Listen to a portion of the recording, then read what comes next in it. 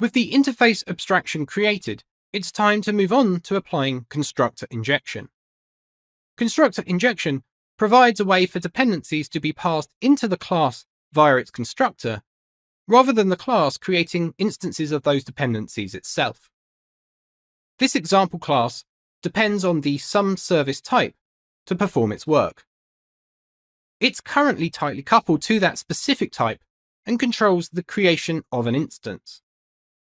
Constructor injection can be achieved by making dependencies parameters of the constructor. Instances of those parameters must be supplied by the code creating an instance of the example type. We can store those injected dependencies into private fields so that they're accessible for methods of the example class. The consuming code no longer creates its own instance of SomeService.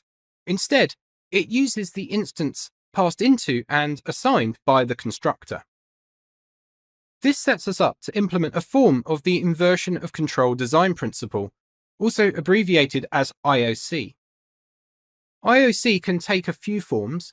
In this scenario, we're inverting control of the creation of dependencies, allowing a component other than the example class to take responsibility for creating and passing in those dependencies. This, combined with depending on the interface abstraction, helps us start to achieve loose coupling in the code. To implement this in the tennis booking application, let's refactor the page model by implementing constructor injection. We'll create a constructor accepting an iWeather forecaster parameter. We can then use the Visual Studio tooling to help us create the field. I'll press Ctrl+period, which brings up a menu containing some refactoring options. The second option is the one we want, which will create and assign a field. The preview demonstrates the change that Visual Studio is about to make for us once we press Enter. A field is created and assigned from inside the constructor.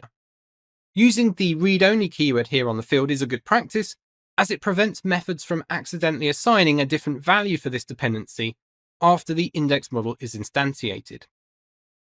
The code now supports the dependency injection pattern, because we allow the injection of any dependencies required by this type at the point it's created. We need to update the onGet method to use the iWeather forecaster provided via the constructor. We no longer need this line, which creates an instance of random weather forecaster.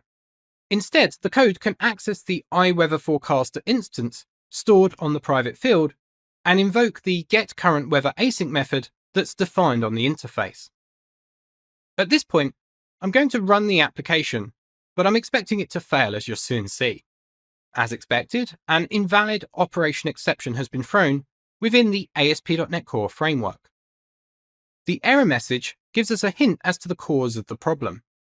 While attempting to activate the index model, a service for the iWeather forecaster type could not be resolved.